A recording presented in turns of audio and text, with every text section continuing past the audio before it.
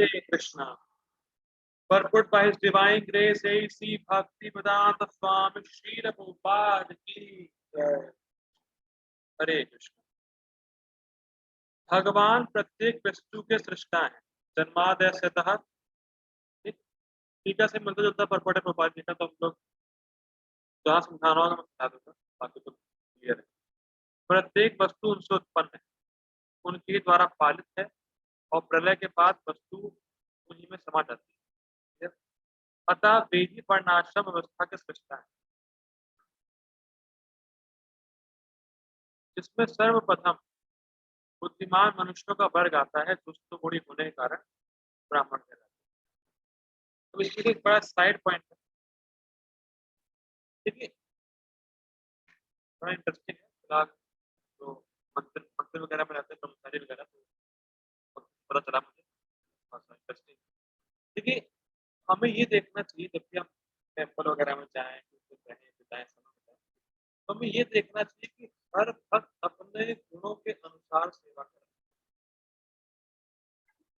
Repeat कर रहा हूँ, हो सकता है ये जरूरी नहीं है कि सब लोग शास्त्र ही पढ़ रहे हैं, तो हर भक्त अपने गुणों के अनुसार सेवा करे। तो किसी को ये नहीं कहना चाहिए कि तो सेवा कर ही नहीं रहा। जो आप कर रहे हैं, अगर वो चीज नहीं कर रहा है, तो इसका मतलब ये नहीं कि वो सेवा ही नहीं कर रहा। बात समझ में आ रही?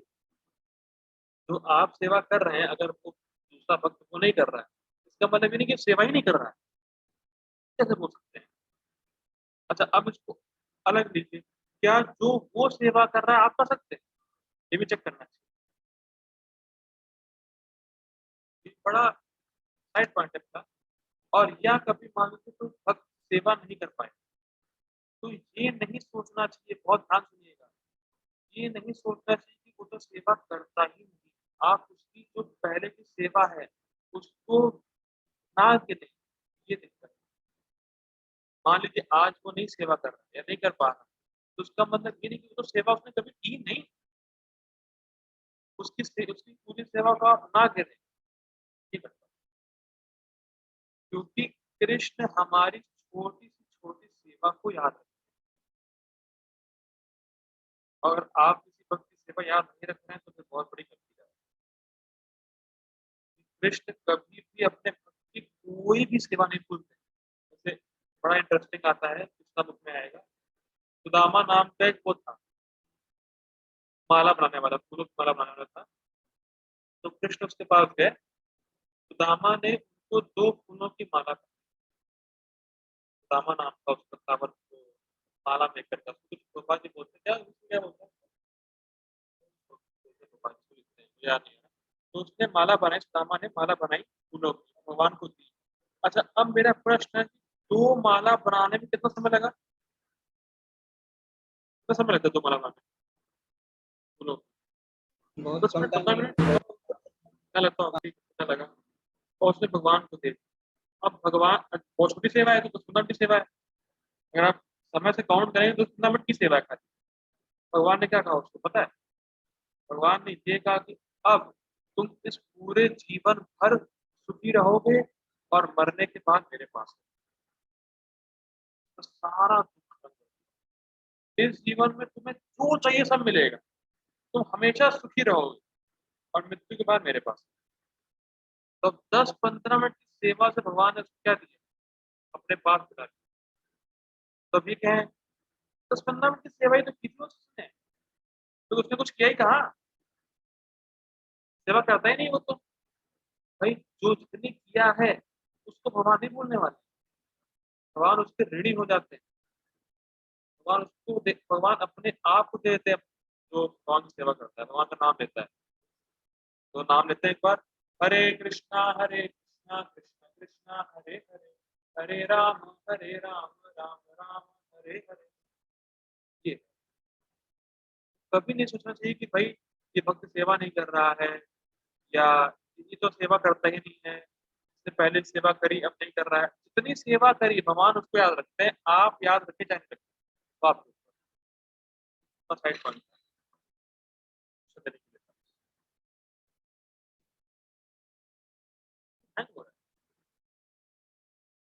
अब तो क्या हो रहा है मेरा, तो हैंग हो रहा है,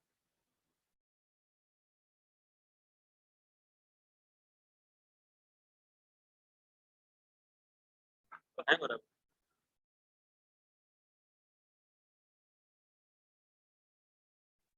आगे पढ़ते हैं। द्वितीय वर्ग प्रशासक वर्ग का है, जिन्हें रजोगुणी होने के कारण क्षत्रिय कहा जाता है।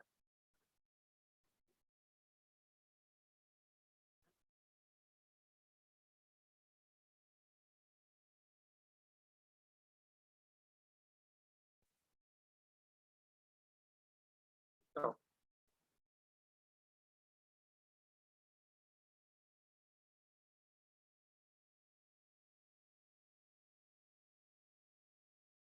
क्या हो रहा है,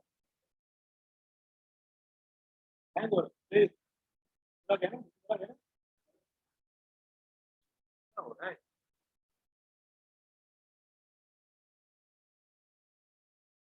अरे कृष्णा, इसके पता नहीं क्या हो गया।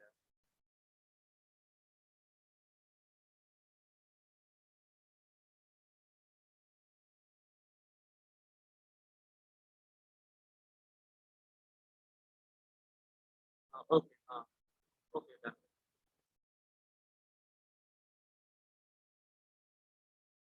वर्णिक वर्ग या वैश्य कहलाने वाले रजोगुण तथा तमोगुण के मिश्रण से युक्त होते हैं, और शूद्र या श्रमिक वर्ग के लोग तमोगुणी होते हैं। क्लियर है। मानव समाज इन चार विभागों की सृष्टि करने पर भी भगवान कृष्ण इनमें से किसी विभाग वर्ण में नहीं आते, क्योंकि वे उन बद्ध जीवों में से नहीं हैं जिनका एक अंश मानव समाज के रूप में।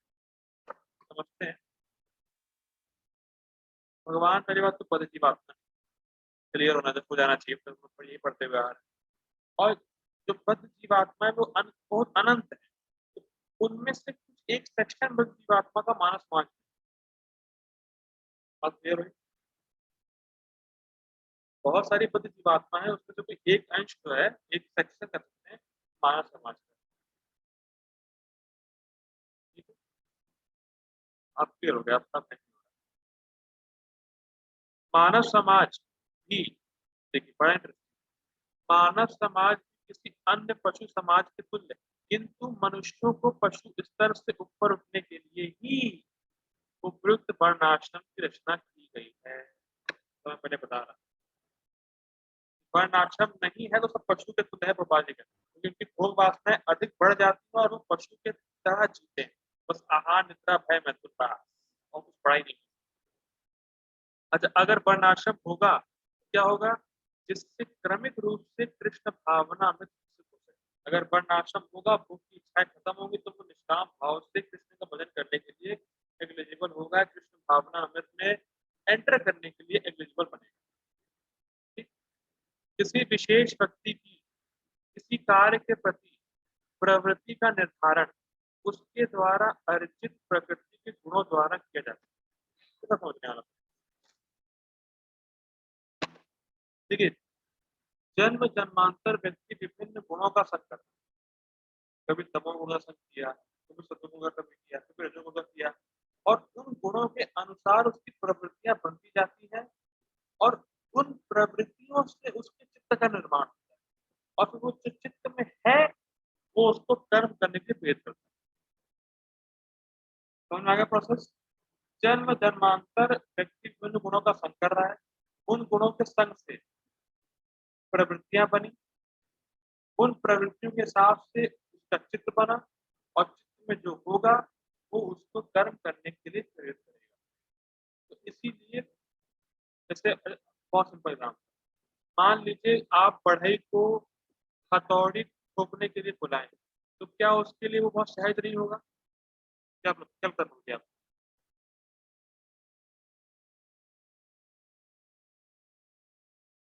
तो मुझे क्या लगता है? हरे जी, कृष्ण जी। मुझे हम सुन नहीं पाए। आवाज नहीं आ रही, ठीक है। हैंग हो रहा है, हैंग हो रहा है। मैं कह रहा हूँ, किसी किसी कारपेंटर को आपने बुलाया, तो हथौड़ी ठोकना उसके लिए बहुत सहज होगा, क्योंकि वो ऐसा कार्य कर सकता है, और उसकी प्रवृत्ति ऐसी है। लेकिन अगर आप उससे कहें गीता प्रवचन दो या गीता क्लास में बैठोगे, उसके लिए बड़ा मुश्किल होगा कि उसकी प्रवृत्ति वैसे सत्वगुण का वृद्धि नहीं है उसके अंदर। हाँ प्रभु जी ऐसा है। इसीलिए हर गुण के अनुसार जो जो जो उसकी प्रवृत्ति या चित्त का निर्माण हुआ है, उसके हिसाब से उसको कार्य करना, एक विशिष्ट कार्य करना सहज लगता है, आसान लगता है, वही बात होती है। लेकिन अगर उसके विरोध काम करेगा तो पहली बात तो अनकंफर्टेबल फील करेगा और वो कर नहीं पाएगा, और उससे प्रगति भी नहीं होगी उसकी।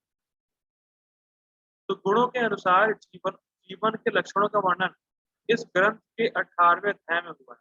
मतलब कौन से गुण में व्यक्ति कौन सा कार्य करे, इसका वर्णन 18वें अध्याय में। किंतु कृष्ण भावना भावित व्यक्ति ब्राह्मण से भी बढ़कर होता है। भैया वर्णों में टॉप पोस्टिंग क्या है? ब्राह्मण। और जब आप ब्राह्मण से ऊपर हैं तो आप किसी वर्ण में आए ही नहीं। भाई मान लीजिए एक स्कूल 12th तक है, जिसने 12th पास कर लिया तब वो स्कूल का नहीं है, अब वो स्कूल से परे है। समझ गए ना बात? भाई 12th तक ही स्कूल है और 12th आप पास कर चुके हैं, तो आपकी क्वालिफिकेशन स्कूल से बढ़कर है, स्कूल फिर आप स्कूल की कैटेगरी में नहीं आते। इसीलिए जो कृष्ण भावना भक्त व्यक्ति है वो ब्राह्मण से बढ़कर है। क्यों? देखते हैं। यद्यपि गुण के अनुसार ब्राह्मण को ब्रह्म या परम सत्य के विषय में ज्ञान होना चाहिए। ब्रह्म जानाति इति ब्राह्मण, जो ब्रह्म को जानता है। किंतु उनमें से अधिकांश भगवान कृष्ण के निर्विशेष ब्रह्म स्वरूप को ही प्राप्त कर पाते। किंतु जो मनुष्य ब्राह्मण के सीमित ज्ञान को लांघ कर भगवान श्री कृष्ण के ज्ञान तक पहुंच जाता है, मतलब जो ब्राह्मण है उसको बस ब्रह्म का ज्ञान, लेकिन जो वैष्णव है उसको कृष्ण का ज्ञान, साक्षात कृष्ण जो ब्रह्म ज्योति के ओरिजिन है उनका ज्ञान। ये वो हुआ ना टॉप मोस्ट। ब्राह्मण को ब्रह्म ज्योति का ज्ञान है और जिसको ब्रह्म ज्योति का सोर्स का ज्ञान है वैसे ही बड़ा हो गया। ठीक ठीक है। भगवान कृष्ण ज्ञान तक पहुंच जाता है वही कृष्ण भावना भावित होता है, अर्थात वैष्णव। कृष्ण भावना अमृत में कृष्ण के विभिन्न अंशों यथा राम नरसिंह वराह आदि का ज्ञान सम्मिलित रहता है। ठीक। और जिस तरह कृष्ण मानव समाज की इस चातुर्वर्ण प्रणाली से परे है, उसी तरह कृष्ण भावना भावित व्यक्ति भी इस चातुर्वर्ण प्रणाली से परे होता है। इस बात को हम नोट कर लीजिए। जब भी किसी भक्त को कोई सेवा करते हुए देखे, जज मत कर लीजिएगा ये तो ब्राह्मणी नहीं है, ये तो शूद्र वाले काम कर रहा है, ये ब्राह्मण वाले कार्य कर रहा है। ब्राह्मण शूद्र वाला कैटेगरी है ही नहीं, भगवान के लिए करना। ये बहुत ध्यान देने वाली बात है। और जिसकी दीक्षा हो गई है वो भी ये ना समझे मैं शुक्ला हूँ, मैं मिश्रा हूँ, मैं गुप्ता हूँ, मैं शर्मा हूँ। ये सब बहुत दीक्षा हो चुकी है। जिसकी दीक्षा हो गई वो ये माने कि मैं कृष्ण का दास। और सभी लोग प्राय जितने वैष्णव हैं, जो जितने भी लोग कृष्ण भावना अमृत कौन में है, वो यही माने कि वो ये सब कुछ नहीं, वो सिर्फ कृष्ण के दास। वो जीवात्मा है, वो कृष्ण के दास। तो ये जब डेजिग्नेशन है कि ब्राह्मण क्षत्रिय वैश्य, ये सबसे ऊपर रहता है वैश्य, उस कैटेगरी में नहीं आता। चाहे हम इसे जाति का विभाग कहें, चाहे राष्ट्र अथवा संप्रदाय। तो पॉइंट यही है कि जो वैष्णव सबसे परे रहता है और वो कृष्ण से सब कुछ करने के लिए रेडी रहता है। ठीक। तो हम लोगों ने आज क्या श्लोक में सीखा? भगवान श्लोक की लिंक ये थी कि भाई देवता की उपासना लोग इसलिए करते हैं कि भोग वासना हृदय में बहुत ज्यादा है, और वर्णों का सृष्टि की गई है भोग वासना को हटाने के लिए, निर्मूलन करने के लिए। और जब भोग वासना हटेगी हृदय में तो व्यक्ति निष्काम भाव से कृष्ण का भजन करने के लिए एलिजिबल बनेगा। इसीलिए भगवान ने वर्णों को रचा है। ठीक। आई होप क्लियर हो गया होगा। किसी कोई प्रश्न हो तो व्हाट्सएप कर सकता है। जगत गुरु श्री प्रभुपाद की जय। हरे